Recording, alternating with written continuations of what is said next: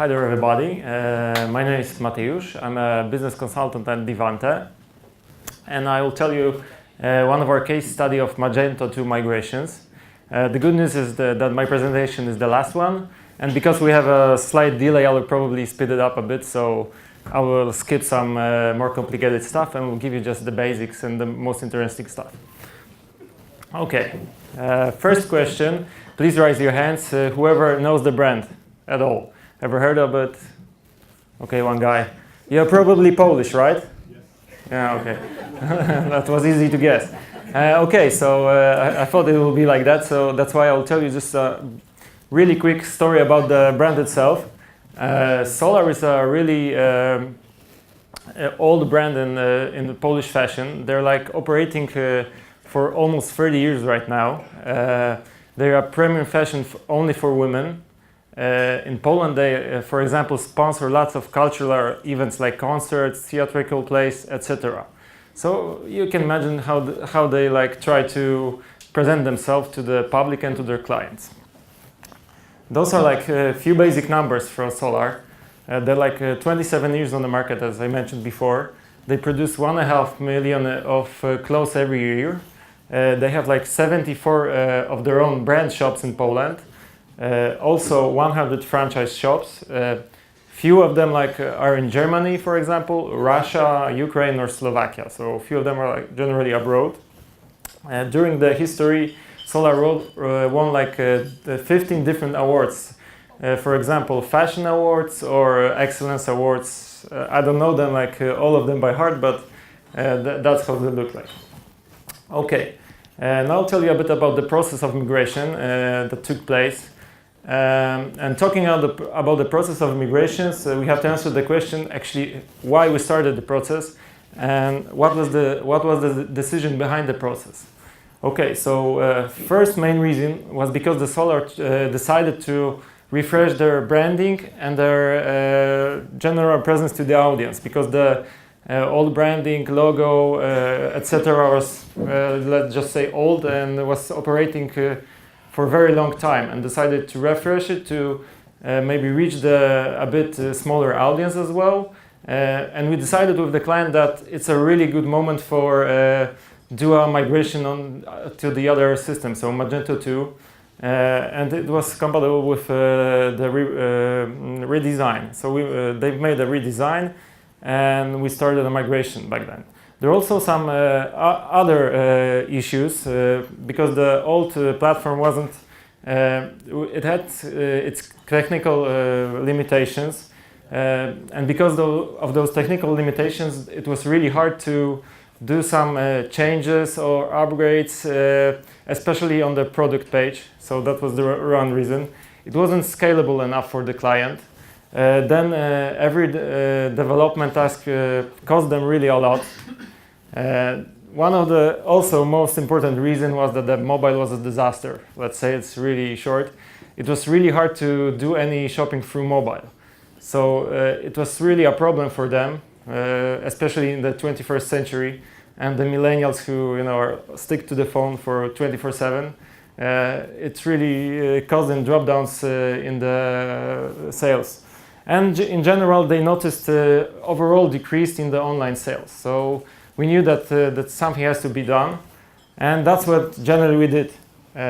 We migrated the shop from PrestaShop to Magento.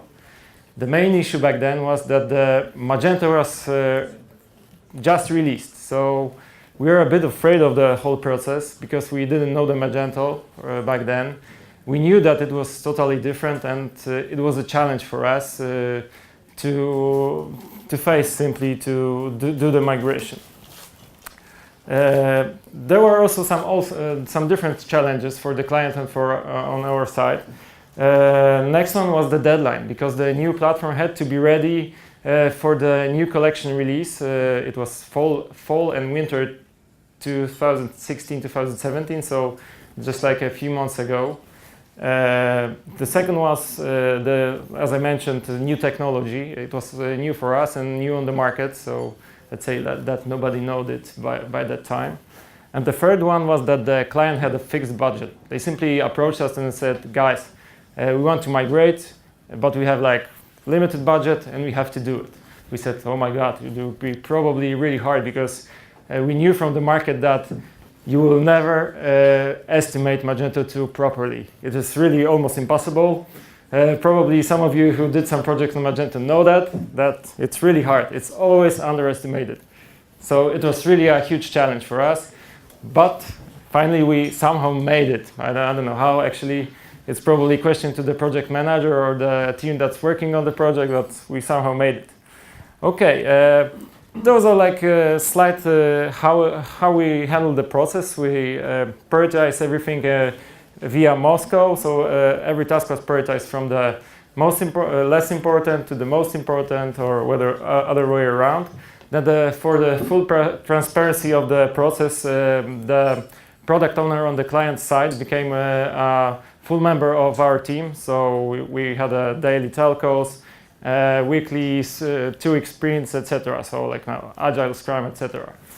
Okay, how did we start the process? First of all, we made a business analysis to check actually what the client expects, what are his needs, and generally to check all the processes within the company. Then after the business analysis, we made a quick UX audit of the existing site. Just simply to check whether there are maybe some good solutions over there, which are bad, and maybe to try to transfer the good ones on the new platform, and to try the bad ones simply.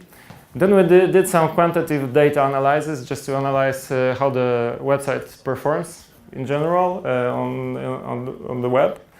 And at the end, we gave our recommendations to the client so that he could check what we have found from all of this in general. Then we started to work on look and feel. We did also some tests, mainly click tracking on the website, and also some UX stuff, just as I mentioned, to check what's good about it and what's bad about it. Then we started the real design process with interactive prototypes. Interactive prototypes help us to pivot the whole new look and feel of the site just during the interactions with the client, so he could see the project while going on, and simply to pivot if it meets the client's expectations or not. We also did some researches with real users chosen by us and by Solar. So we put a few chosen persons to click through the site, and we could also notice what's bad about the actual design we were doing and what's good about it in general. Then the implementation in general, as I mentioned before, we were working in 2-week sprints. At the beginning, we started with the most challenging stuff, so from the integrations, especially the deliveries and of course ERP. Then for good effective work, we reviewed all the stuff we did with the client on daily and weekly basis, and did some UAT and performance tests. Just after the launch, we did some optimizations, because everything we do, we generally base on data. So we wanted to be really sure that the things that we did are working for the client. So we did again some traffic analysis of the site that was live. Did some also A/B tests, and gained customer feedback. I mean the end customer, so the real user of the platform. Just to be sure that everything is right, we changed some things and optimized them, so it will be really perfect. Okay, as I told you, I'll really speed up, so it's almost the end. There were some results of the whole implementation where, first of all, we've made the line. It's a campaign of Solar 2016-2017 fall-winter. We made it, and we were really proud about it, especially that it was the first Magento implementation too for us, and we were a bit afraid of it. This is how the new main page looks like for Solar. this is like a listing of the products and the product page itself. And I think now there are going to be, okay, first mobile, because we also did a fully responsive mobile version of the site. And now some numbers like effects. So first of all, mobile revenue growth through over 200%. So it was quite nice. Then the mobile transaction rose almost 500%.